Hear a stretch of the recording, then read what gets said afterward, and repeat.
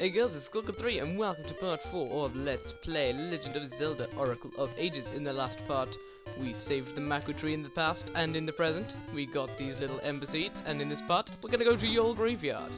Just right through here, my friends, right through here. In case you were wondering. Oh, there's a lot of holes. We're not going there yet. We're gonna go over to the right. But first, I don't think it's gonna be anything specific, but nope. Just wanted to dig there, just 'cause. So if you go up, you'll see there's a locked gate, so we can't go there. So what do you need when you got a locked gate? A locksmith. Or if you can't find a locksmith, a blowtorch. Or if you can't find a blowtorch, just find the key. No way, it's too scary. It's pitch black inside that grave beneath the tree. Shut up. It's no good if you get scared. Besides, it might come out. The ghost.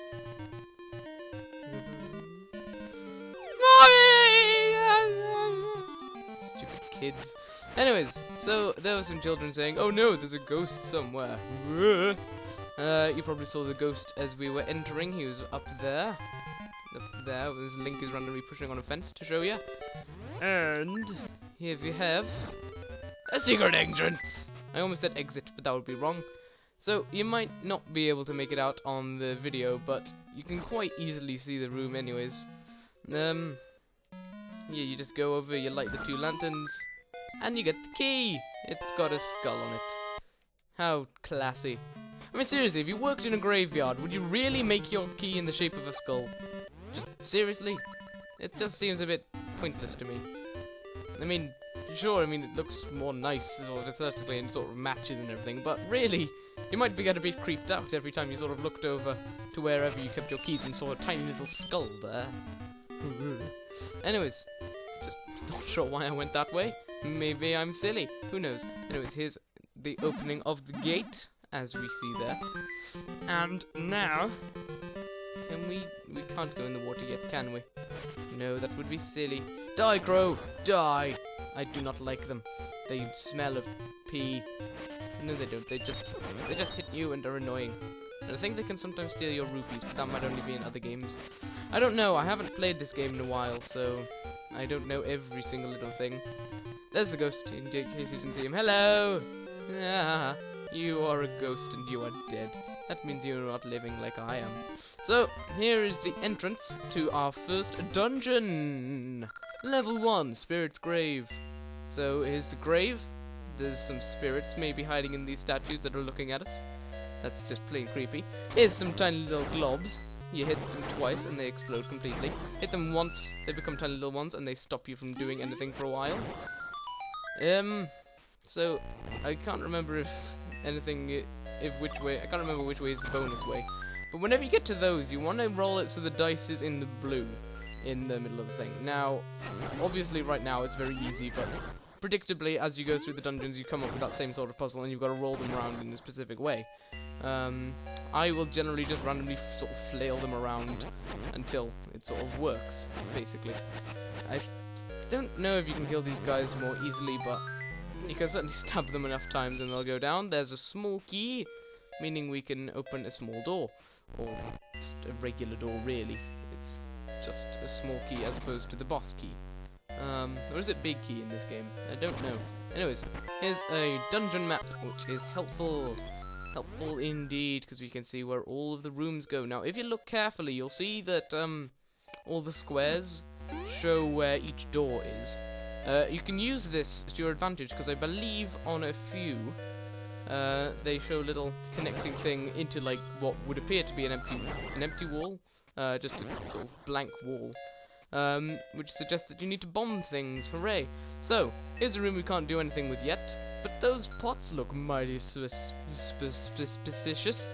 I'd say they looked very suspicious in every sense. So, I've forgotten how you do this. Like that. Link just decided to be too weak to do it for a while. Anyways, I'm random. Wait, why did I go this way? This is just a long-winded way to get to where in fact, it's not even gonna. Never mind. I was going to say it's not even going to get us to where we need to go, but actually it's the only way you can go that'll get us to where we need to go, because we need to go up there. Which we can do now, because we've got the key. We'll just go back to the park. I was gonna say, we'll just go back down here so we can get whatever's in this chest, which is the compass. Hurrah! Wrong button. I wanted to press this one. Whoa, that's a lot of things. So yes, is what I say to you. Yeah, every time it does that little beep beep beep beep sort of noise, it means there's treasure in the room. Which we didn't really need the compass to tell us about this time, because it's right freaking there. However, when like keys or chests appear after beating all the enemies or something, it's quite helpful. I will likely forget about this helpful little thing, and just go, what the hell am I meant to do? And it turns out that in that one specific room, if you kill all the enemies or you hit something enough times, then you get a key, which will let you advance. Anyways, you get the idea. Which way am I wanting to go? Either way, really. I'll go up here then. We think that might do me some good, although it might not. I don't know. Why am I doing a Somerset accent? I have no idea. So I'll stop. Hooray! Hooray for being able to stop things that you had no real idea why you were doing it. I believe this is where we find, my friends, the dungeon item. There's a chest. If we go over to the other side. Thank you, Link. If we go over to the other side, we will find a switch which creates a platform. We get on the platform so we can get over the hole, so we can get the small key. I was wrong. This isn't where you get the item at all. I don't know what accent I was doing there. Probably some kind of racist Swedish. Always good to do random Swedish accents when you can. Just, you know, get it all out there.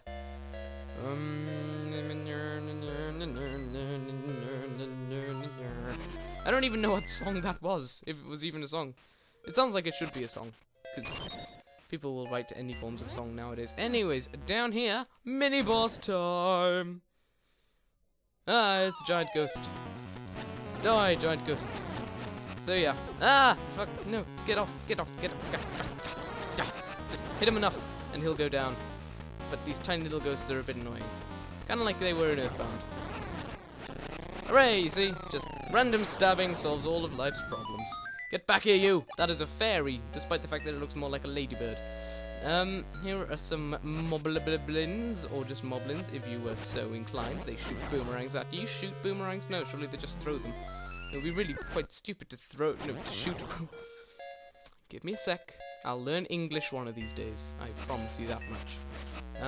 Don't know why I'm randomly tripping over my words. I seem to be full of energy for some reason, which is a bit weird because I've just had a whole day at school and everything. Anyways, 8 minutes in and I still haven't done crap. Well, actually I've done a fair bit, I would say, really, so who are you to judge? Quite frankly, Mr. Higgins. If your name's not Mr. Higgins, then I'm truly apologetic. Please accept my sincerest condolences, but I shall not go back on my word. So, I can't... I believe it's probably here, then. Whee! Down the stairs. Hooray, there it is. That's right, our first item in a dungeon is a croissant. We can have a yummy breakfast treat. Oh no, wait, no, it's the power bracelet. So yes. It's kind of stupid how you need a special thing to be able to lift up a pot. But to be fair, I suppose they are like the size of Link in this game, so I suppose we can forgive them this once. So yes, you press A next to a jar, pull in the opposite direction, and bam! You've got yourself a pot, buddy! Woohoo! You can use this to throw at things.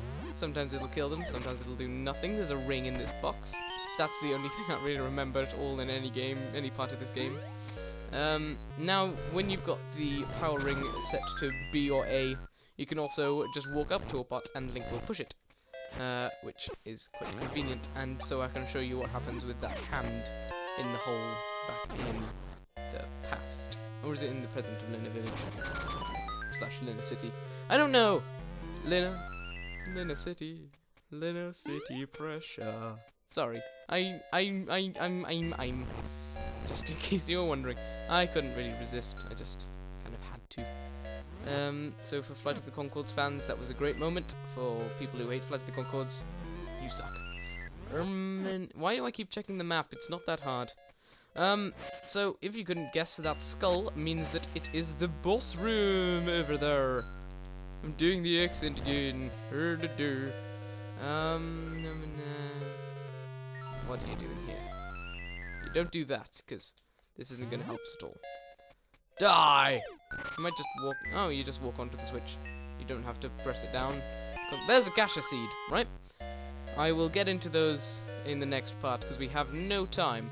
I'll probably just meet you in the room to our left, because that's just before the boss door anyways. And... Jump, Link, jump! Whoa, so close! Oh, okay then.